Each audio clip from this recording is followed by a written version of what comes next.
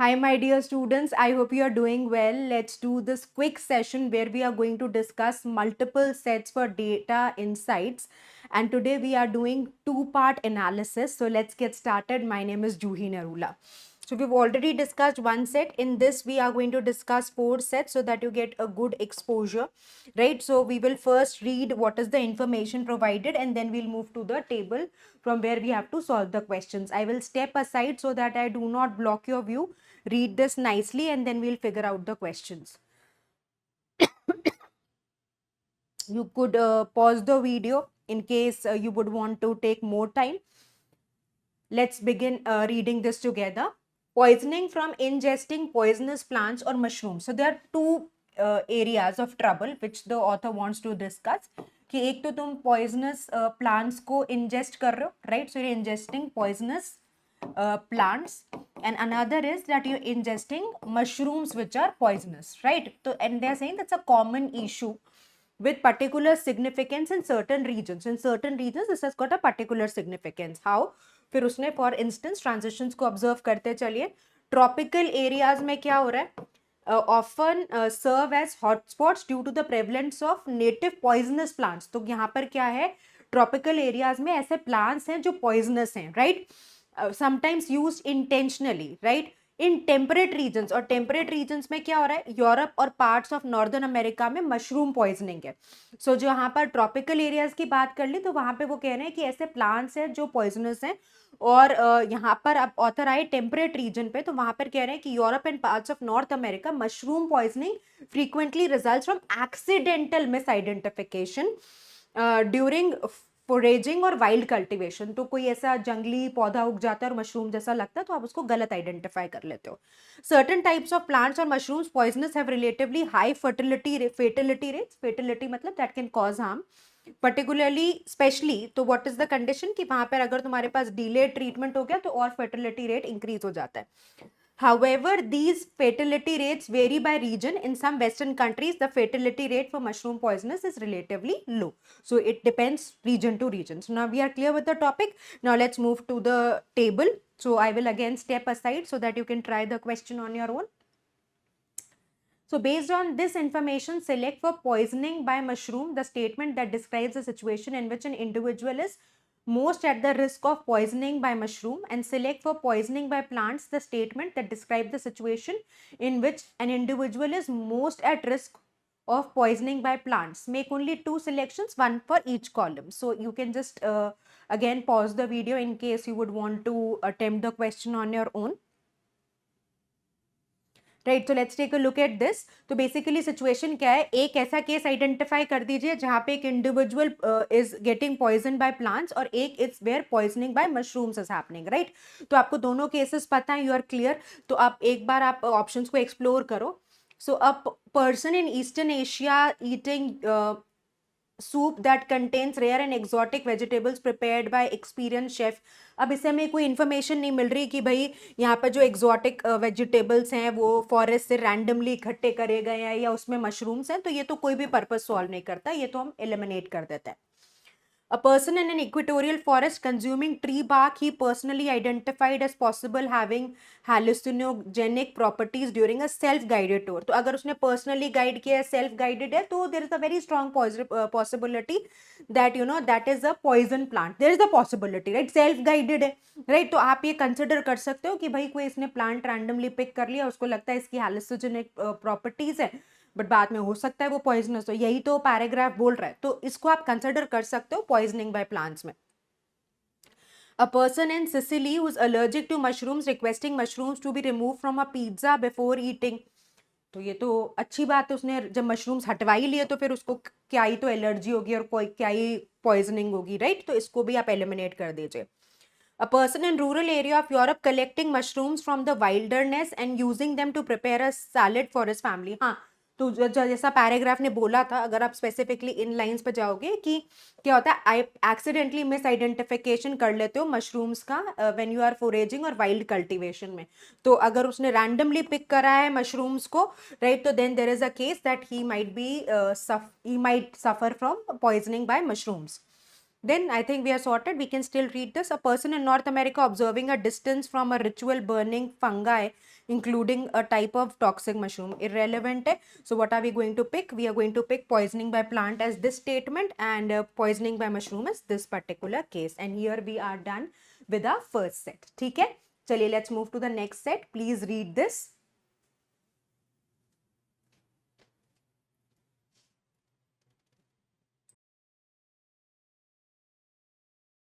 So if you need more time, you can pause the video. Otherwise, let's start reading this. So a peculiarity of marketing campaigns across several social media websites is to compete effectively for people's attention. So what do? They try to get the people attracted towards the brand, right? Such campaigns require multiple daily updates. तो requirement क्या है ऐसे campaigns की कि तुमको daily updates देने of small amounts of information. At first glance, तो मतलब अगर आप इनिशियली इसको देखोगे, this would seem to require a smaller time commitment, तो आपको लगेगा कि अच्छा इसमें टाइम ज्यादा नहीं लग रहा. That would most traditional marketing campaign, तो कंपैरिजन किससे कर रहा है? मोस्ट ट्रेडिशनल मार्केटिंग कैंपेन से कंपेयर कर रहा है इस मार्केटिंग कैंपेन को जहां पे आप सोशल मीडिया वेबसाइट्स को यूज करते हो. तो ऑथर कह रहे हैं कि इनिशियली आपको ऐसा लगता है कि कम टाइम लगता है सोशल मीडिया कैंपेन्स में, but the fragmentation of targeted audience across different social media means this time commitment and the necessary marketing budget is often quite comparable. तो मतलब it is substantial, right? Furthermore, idea को build करता है, different social media websites have different limitations and user interfaces. तो हर social media का different interface है, different sort of users है. However, अब यहाँ पर क्या है, क्योंकि there is a lot of variation, तो author कह रहा है कि by understanding these differences and the audience that use each of the social media sites, a company has the unique opportunity. तो opportunity कहाँ पे lie कर रही है? To shape messages to appeal specifically to each audience. So that means you can drive the messages specifically so that each type of category is targeted, right? You have a specific target, understand the audience, and then curate the content accordingly, right? So we are clear with what the paragraph is trying to communicate. Let's move to the set. I'll again step aside so that I do not block your view. You can read the question nicely. So as compared to most traditional marketing campaigns, a peculiarity matlab something which is very different, right, of marketing campaigns across several social media websites is that they require what? तो paragraph ने clearly बोला कि वहाँ पे ज़्यादा frequent updates चाहिए, right? तो first blank तो बहुत easy हो गया, that they require more frequent updates, right? So, but a company can turn this feature to its advantage by creating, तो author ने clearly last paragraph में कहा है कि opportunity कहाँ पे है, जहाँ पे आप messages इस तरह से create करते हो to specifically target each audience, right? तो यहाँ से आपको second part का आंसर मिल जाएगा. Greater time commitment नहीं, greater amount of information नहीं, right? Large marketing budgets नहीं, more specific messages. Targeting the audience, right? So you are targeting the specific niche, and that's how you can create an advantage. So for the first blank, it would be more frequent updates, and the second blank, it would be more specific message targeting, right? चलिए अब next set पे बढ़ते हैं. You can start reading this particular information. I'll step aside so that you can read the text.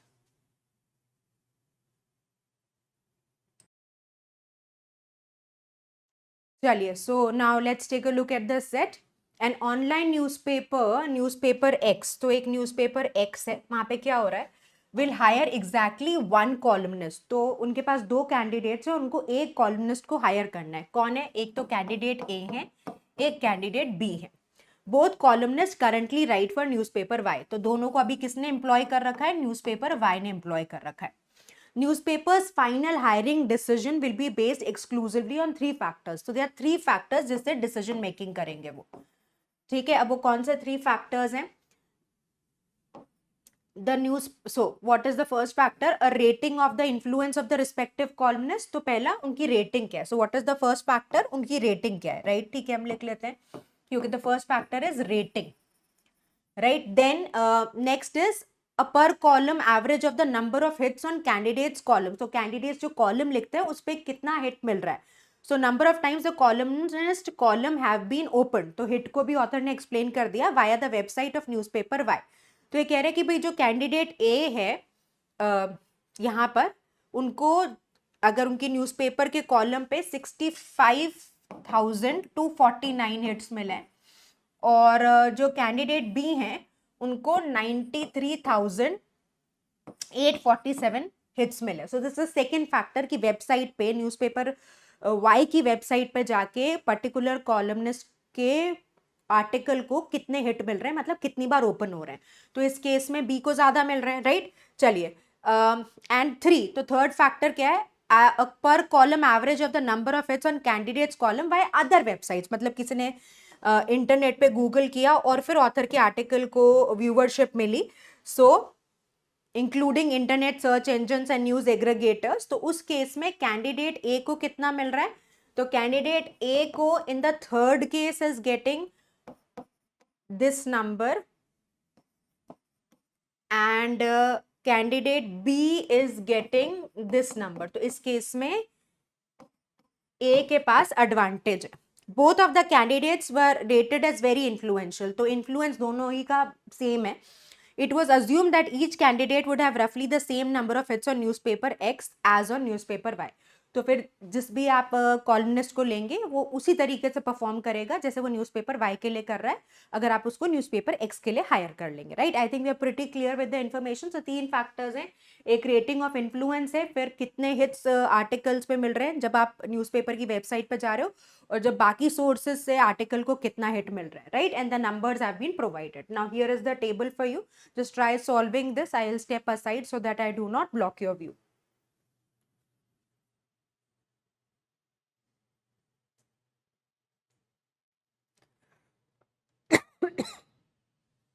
So now based on the information provided, select the statement that if true, अगर सही माने, would more strongly suggest that newspaper will hire candidate A. तो candidate A को कब hire करना चाहिए, अगर इन options को सही माने तो कौन सी ऐसा क्वेश्चन स्टेटमेंट है जो हेल्प करेगा ए को हायर करने में.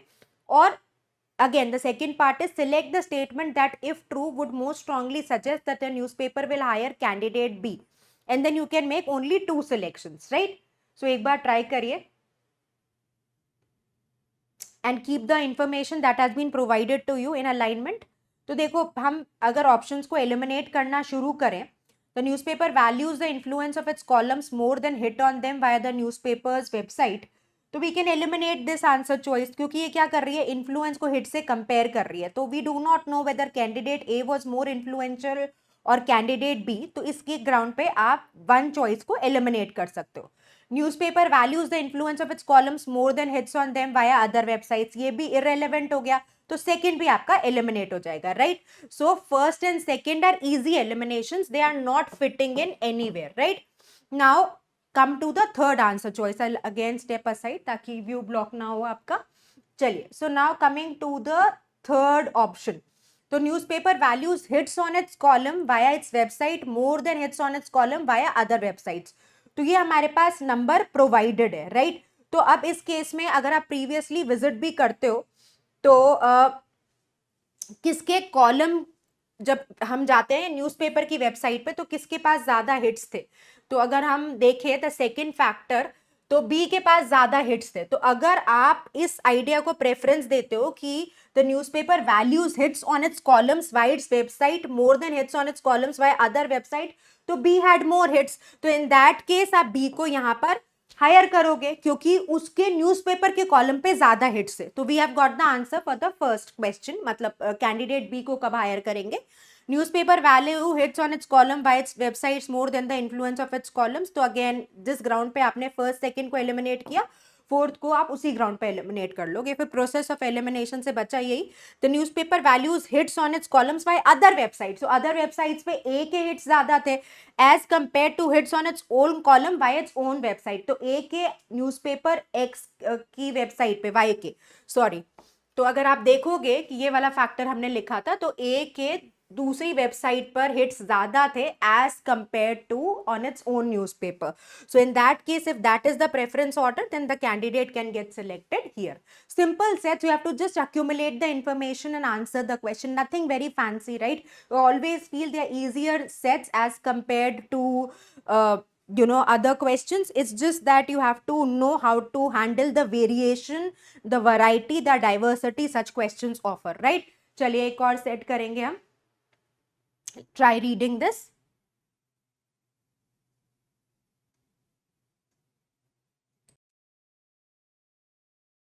चलिए, so now let's take a look at this strategy guide for game X. So there is some game X, उसकी स्ट्रैटेजी गाइड है, राइट? तो क्या बोलते हैं स्ट्रैटेजी गाइड में? In the board game X the traditional openings. तो एक वो बात कर रहे हैं ट्रेडिशनल ओपनिंग्स की, जिसमें strategic sequence of moves at the beginning of the games are most advantageous against opponents who understand both traditional and non-traditional, and also against those who do not understand any of the openings very well. तो ये जो आपका पहला strategy है which is called traditional openings, right? आप T लिख लीजिए या ट्रेडिशनल लिख लीजिए. तो ट्रेडिशनल ओपनिंग्स में क्या है, जो दोनों समझते हैं, राइट? ट्रेडिशनल मेथड को भी समझते हैं, नॉन ट्रेडिशनल को भी समझते हैं, एंड ऑल्सो अगेंस्ट जो किसी who do not understand any of the openings very well. However, जब नॉन ट्रेडिशनल ओपनिंग्स की बात करते हैं, which is the other strategy, तो एक तो ट्रेडिशनल स्ट्रैटेजी, एक दूसरी स्ट्रैटेजी बता रहे हैं. Non traditional are most advantageous against opponents who understand only the traditional openings. तो नॉन ट्रेडिशनल किन के लिए बढ़िया काम करेगी? उन ओपोनेंट्स के अगेंस्ट जो सिर्फ ट्रेडिशनल समझते हैं. तो ऐसे ओपोनेंट्स जिनको सिर्फ ट्रेडिशनल ओपनिंग समझ में आती है, अगर उनके अगेंस्ट तुम नॉन ट्रेडिशनल ओपनिंग को यूज करोगे, then you will get the advantage. ठीक है? अग्रेसिव ओपनिंग्स वेदर ट्रेडिशनल और non traditional generally favour a player who uses them against an opponent who is less experienced with game X. तो जिसके पास less experience है, right? अगर आप उसके against इस्तेमाल करते हो तो आपको एडवांटेज मिलेगी, राइट? एंड देन सो दिसको, इसी को ऑथर क्या बोल रहे हैं? अग्रेसिव ओपनिंग्स बोल रहे हैं. इसी को ऑथर क्या बोल रहे हैं? अग्रेसिव ओपनिंग भी बोल रहे हैं. आगे हम पढ़ते हैं. Whereas defensive opening, whether traditional or non-traditional, tend to reduce an opponent's advantage when used by a player less experienced with game X. तो conditions आपके सामने है, right? You can just walk through the paragraph again and understand the condition. तो एक बार आपको condition समझ में आ गई, you will be able to sort this question very easily. तो उसने बोला कि अग्रेसिव ओपनिंग्स वेदर ट्रेडिशनल और नॉन ट्रेडिशनल है, वो उस प्लेयर को फेवर कर रही हैं who's using them against an opponent who's less experienced with the game, right? और जो डिफेंसिव नॉन ट्रेडिशनल है, उस केस में क्या हो रहा है? जैसे लास्ट सेंटेंस बोल रहा है कि डिफेंसिव ओपनिंग्स में वेदर ट्रेडिशनल और not traditional tend to reduce an opponent's advantage when used by a player less experienced with game X, right? तो एक बार आपको सिचुएशन समझ में आ गई, तो in that case you can take a look at the chart. So take a look at the chart and pick up the answer choice. तो पहले क्वेश्चन पढ़िए ध्यान से. Select for aggressive traditional scenario in which the information above most strongly suggests that an aggressive traditional opening would be most advantageous. तो एक आपके पास aggressive traditional opening है, वो कब advantageous होगी, और डिफेंसिव नॉन ट्रेडिशनल ओपनिंग है, वो कब एडवांटेजेस होगी, राइट? ये आपको पिक करना है, राइट? तो आपके पास सिचुएशन से आप देखिए, अग्रेसिव ट्रेडिशनल कम काम करती है, डिफेंसिव नॉन ट्रेडिशनल कब काम करती है.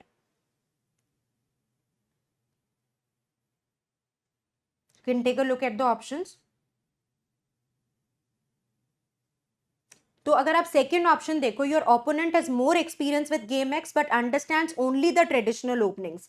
क्लियरली स्टेटेड था कि नॉन ट्रेडिशनल डिफेंसिव कब काम करेगी? जब आपके ओपोनेंट को सिर्फ ट्रेडिशनल ओपनिंग्स की अंडरस्टैंडिंग होगी, राइट? तो आप लिख के भी आते हैं, non traditional will work when your opponent knows only traditional. So we can definitely pick this as the correct answer here. Check it again if it makes sense to you. Everybody read this carefully.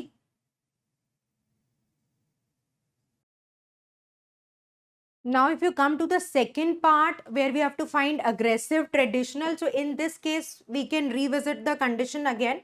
ठीक है? तो aggressive traditional में क्या हो रहा था कि एक ऐसा ओपोनेंट जो ट्रेडिशनल और नॉन ट्रेडिशनल दोनों ओपनिंग्स को समझता, और दूसरी कंडीशन थी it would work best against an opponent less experience. तो अगर आप मोर एक्सपीरियंस्ड हो, अगर आपको ओपोनेंट लेस एक्सपीरियंस्ड है, then the condition will work for you, right? तो आप इसमें अगर ऑप्शन देखेंगे तो we have this choice U and C. Your opponent understands both the traditional and non-traditional openings, but you have more experience. So you will be having the advantage. So what are we going to pick? We are going to pick this as the right answer. So I hope you enjoyed solving these 4 sets. Keep working hard. Stay consistent. All the best.